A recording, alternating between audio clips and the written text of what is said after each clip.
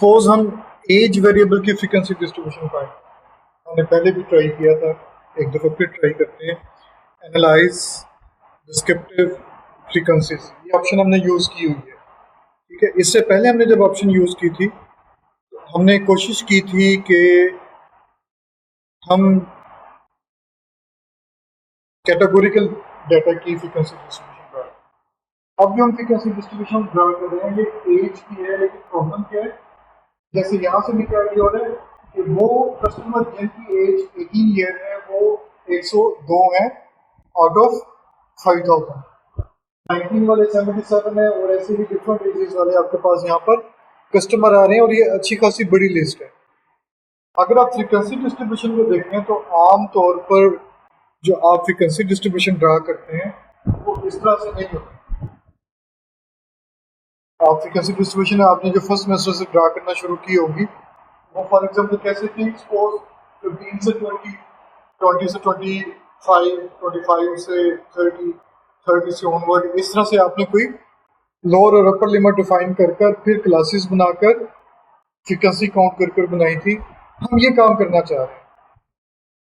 ये काम मैंने आपको कुछ हद तक यहाँ पर बताया था विजुअल बिनिंग से, अगर आपको रिकॉल हो, याद करें आप, तो मैंने आपको विजुअल बिनिंग से बताया था ये काम। ठीक है, उसमें हमने क्या किया था कि जो वेरिएबल ऑफ इंटरेस्ट था विदाउट कैटेगरी वाला, जो यानी कॉन्टिन्यूस वेरिएबल था, उसकी हमने या तो यहाँ पे क्लासेस डिफाइन की थी, वेरिएबल नेम देकर हमने ओके कर दिया था, या फिर हमने ऑप्शंस में जाकर कट पॉइंट्स डिफाइन किए थे और फिर हमने उसकी क्लासेस बना ली थी।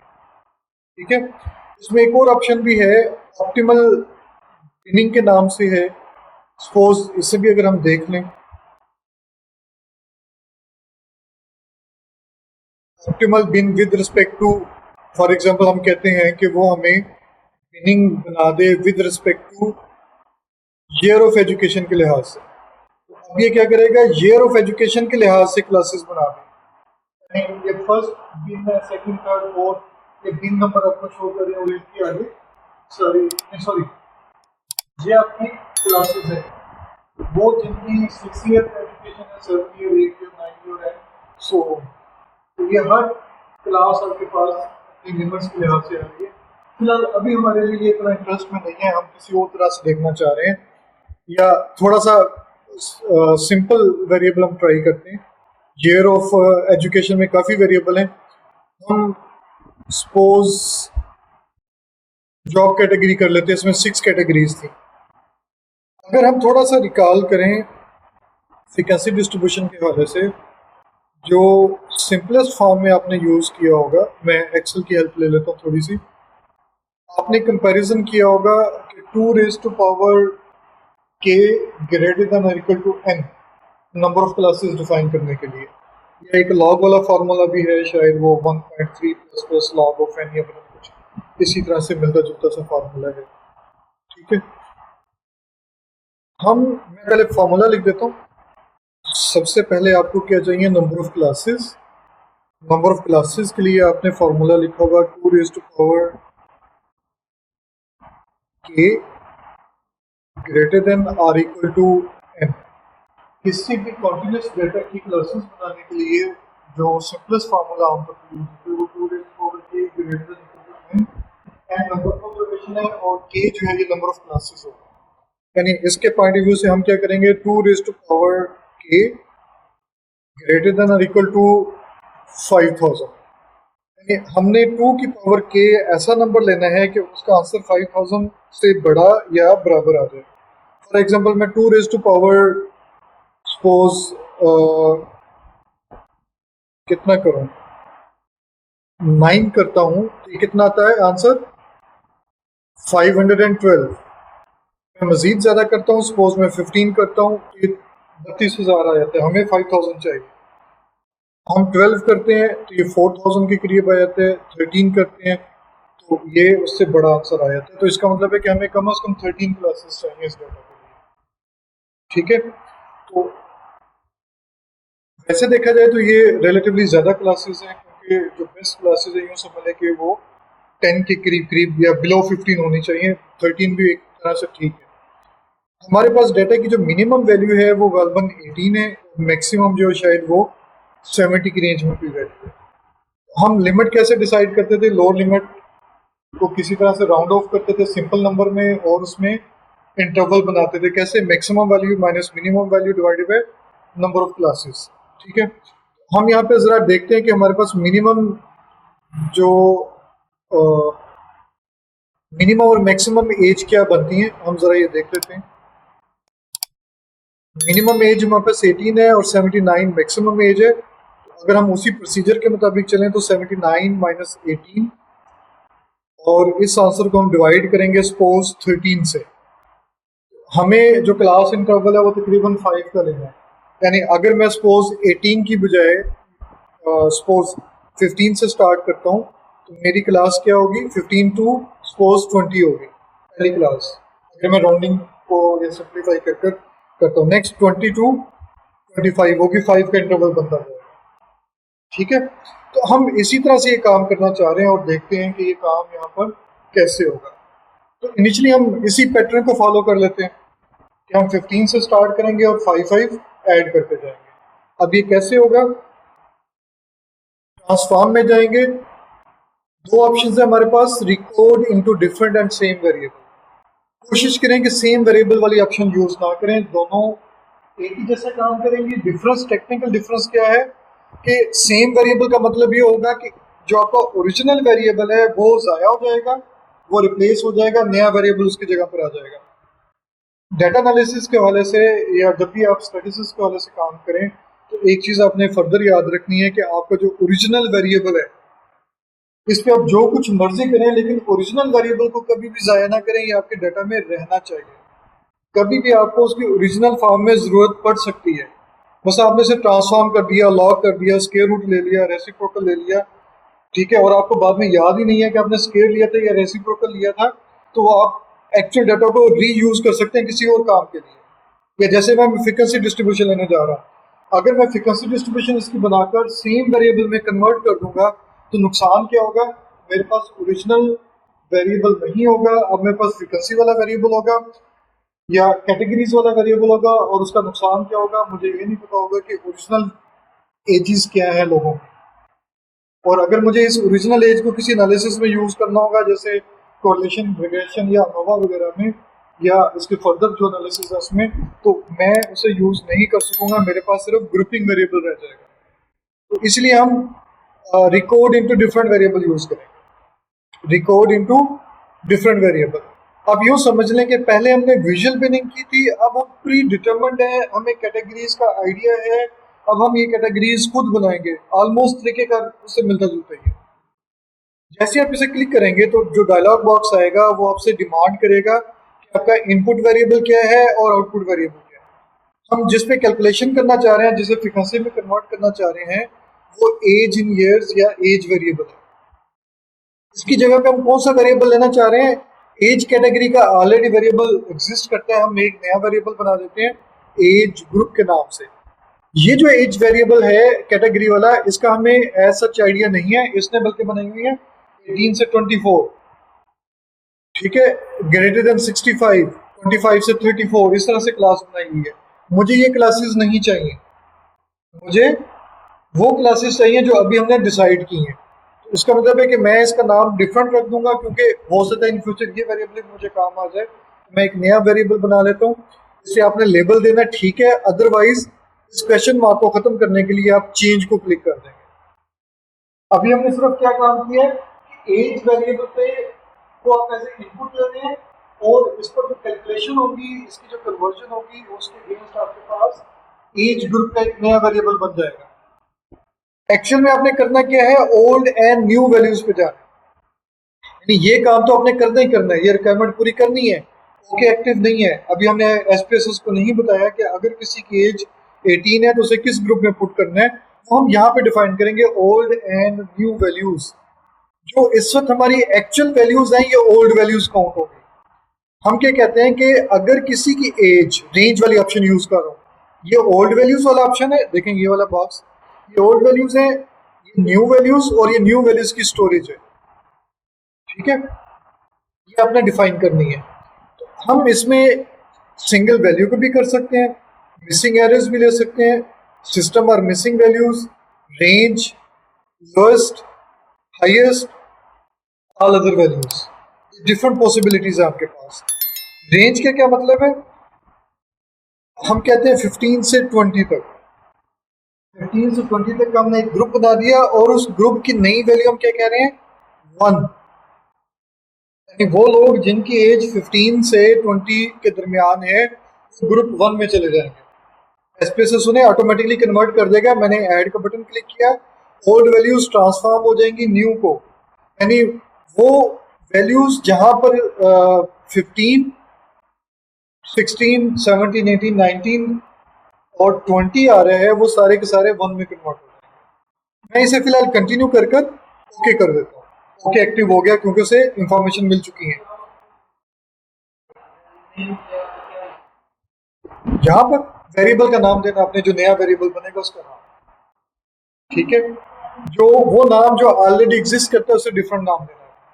मैं इसे ओके कर देता हूँ, ठीक है। उसने आउटपुट दी और उसने बताया कि कितने केस प्रोसेस किए, मिनिमम वैल्यू, मैक्सिमम वैल्यू, नहीं सॉरी ये तो पुरानी आउटपुट है, उसने ये एग्जीक्यूट कर दिया। हम डेटा व्यू में आते हैं, बल्कि वेरिएबल व्यू में आते हैं। हम एज और ग्रुपिंग वेरिएबल जो कि लास्ट में बने हैं इसे हम रिक्रीप कर लेते हैं ताकि हमें कुछ चीज़ें क्लियर हो जाएं कि ये कैसे कन्वर्जन हो रही है।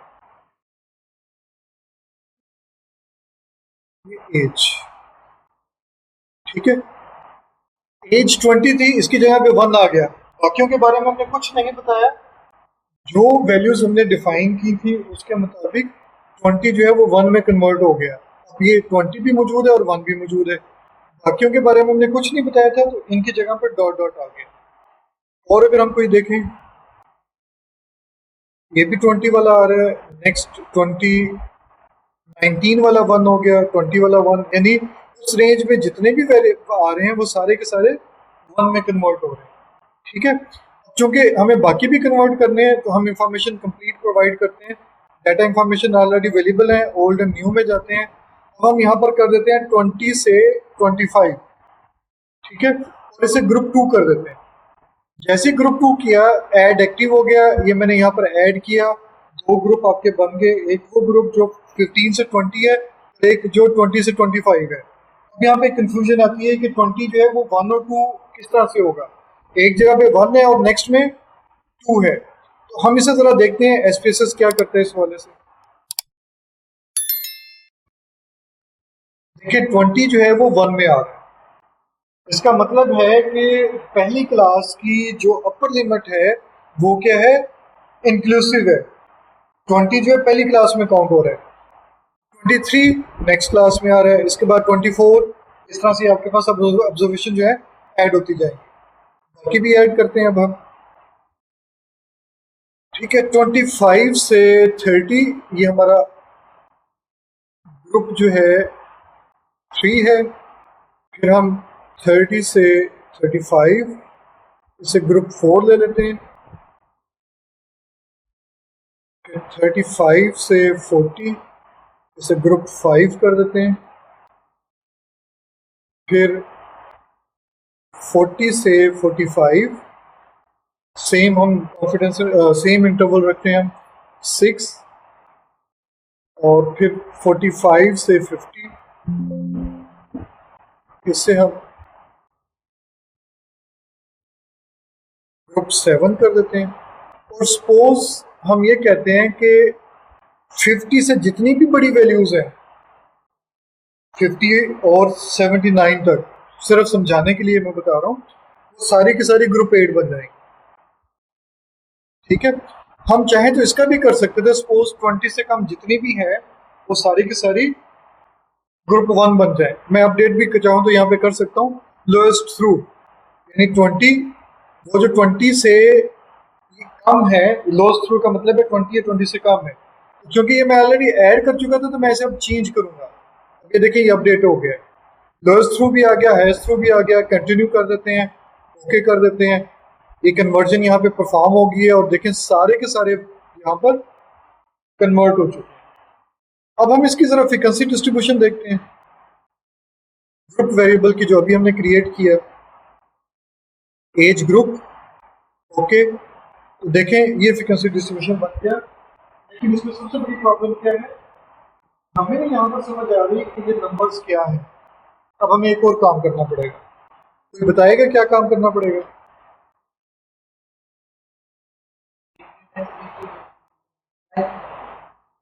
हाँ जी, फ्रीक्वेंसी डिस्ट्रीब्यूशन एनालाइज डिस्क्रिप्टिव में जाकर बनाएंगे, ठीक है। एज ग्रुप के जो नंबर्स हैं ये हमें अब सही समझ नहीं आ रहे, हम इसे किस तरह से अपडेट करेंगे कि ये प्रॉपर फ्रीक्वेंसी डिस्ट्रीब्यूशन टाइप बन जाए।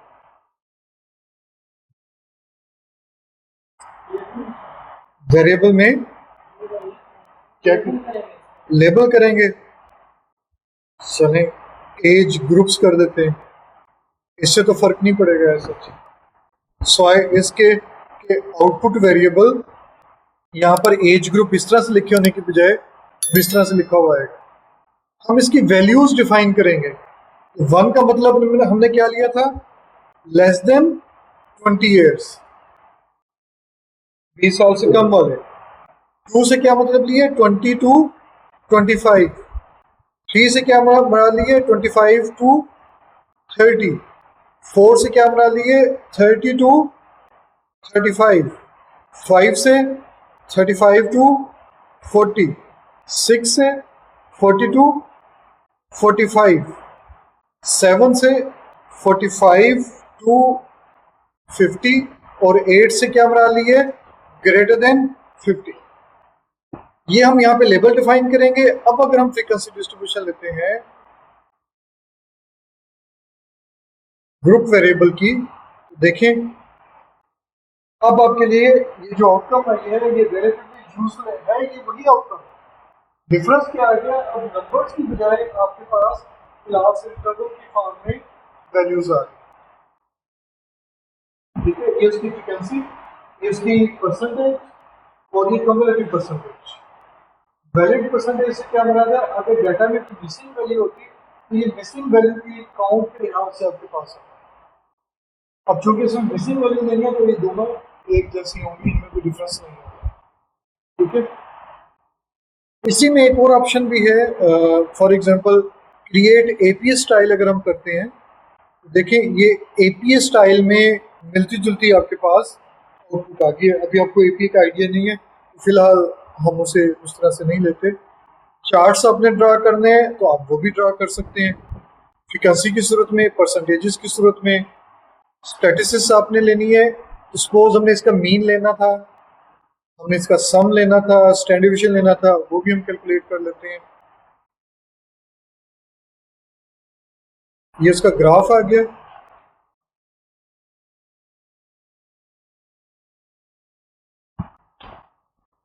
इसका मीन वगैरह क्यों नहीं आया, एक मैं इसे क्लोज करके दोबारा चेक करता हूँ, ठीक हुआ या नहीं। फ्रीक्वेंसीज एपीएस स्टाइल हम खत्म करते हैं, मीन और ये सारा कुछ आ गया, ओके किया जी। इसका मीन जो है उसने ये फाइंड किया है, सम ये फाइंड किया ऊपर वाले टेबल।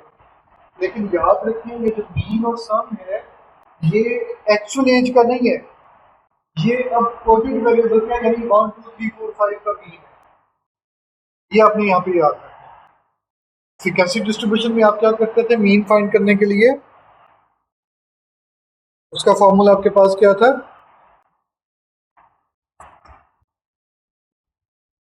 हाँ जी,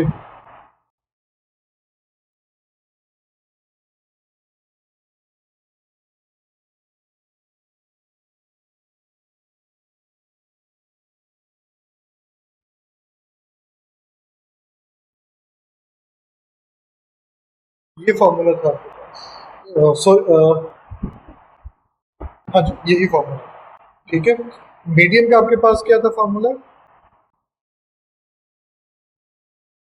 median that is equal to L plus H over F into N by two minus C F, ठीक है। तो जब आप इस वेरिएबल का कैलकुलेट करेंगे जो कि अभी हमने ट्रांसफॉर्म किया है, ये वाला वेरिएबल जो कि 1 2 3 की फॉर्म में है, इसका जो रिजल्ट आएगा ये रिजल्ट इन फार्मूला के मुताबिक नहीं होगा, ठीक है, ये रिजल्ट जनरल रिजल्ट होगा और वो कोडेड वेरिएबल पे होगा, एक्चुअल पे नहीं होगा। अगर आपको एक्चुअल चाहिए तो फिर आप एक्चुअल एज ही यूज करेंगे। इस चीज़ का आपने ख्याल करना है। फ्रीक्वेंसी डिस्ट्रीब्यूशन जो आप बनाएंगे उसका मीन, वेरिएंस, स्टैंडर्ड डिविएशन वगैरह, मीडियन, मॉड, वो नहीं होंगे जो आप नॉर्मल कैलकुलेट करते हैं, ये कोडेड वेरिएबल से आएंगे, क्योंकि हमने ये कोडेड वेरिएबल लिया हुआ, रिकोड किया है, एक्चुअल वैल्यूज को कन्वर्ट किया है ग्रुपिंग वेरिएबल। तो आप जो मीन्स आएंगे, स्टैटिस्टिक्स आएंगे, वो इसके लिहाज से आएंगे। ये आपने क्या, कोई क्वेश्चन है, कंफ्यूजन है तो आप बता सकते हैं। चलिए, अब आप लोगों ने कहा था कि हमारी प्रैक्टिस नहीं हो रही, तो वो काम भी हम कर लेते, टाइम तो है ना हमारे पास।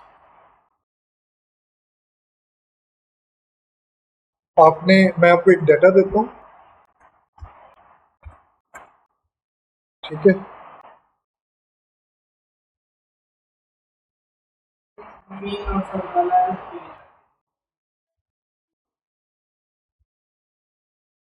स्टैटिस्टिक्स में ऐड कर दिया, कहाँ पर, ये लादा दिया हुआ है ना, देखिए पहले इसमें जो ऑप्शन आप लेंगे वही आएंगे ना। देखिए मैंने मीन और सम लिया हुआ है, आप स्टैंडर्ड डिवीजन ले लें, मिनिमम, मैक्सिमम ले लें, क्वार्टाइल्स ले लें, जो भी आपका दिल करता लें, ओके करें तो देखेंगे यहाँ पर और ऐड होगा। मिनिमम और मैक्सिमम देखें 1 और 8 आ रहा है, एक्चुअल एज नहीं आ रही, कोडेड वेरिएबल आ रहे हैं, उनकी वैल्यूज आ रही हैं।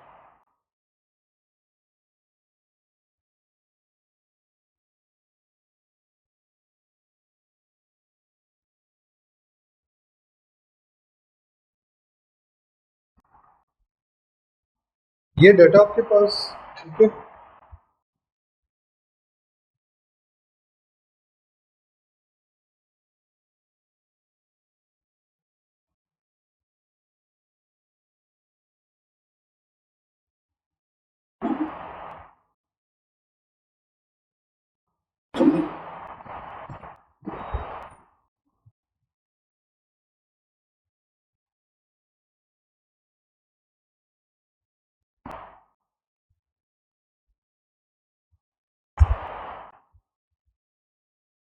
ये आपका पहला क्वेश्चन है,